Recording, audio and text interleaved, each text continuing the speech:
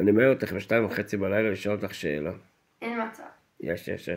אין מצב, אתה לא שואל. 2:30 בלילה לשאול אותך שאלה על המבחן בהיסטוריה שהיידך. שאל אותי שאלה עכשיו, בוא נראה. 2:30 בלילה, אני מעיר אותך. שאל אותי שאלה עכשיו, בוא נראה מה זה. אלכסנדר מוקדון. מה איתו? מי היה? הוא היה יווני. יפה. ששלט את מי הוא כבש? מדינת ישראל בזמן הזה. את מי הוא כבש? את בבל? לא. פרס. מי היה מלך פרס? רגע, קרש. כורש. הייתי קרש. יפה. והיה לו מגילה כזאת ששמים בצבע ואז מגלגלים. לא, זה ואז כורש. הוא כותב. כורש. זה כורש. אלכסנדר היה יווני,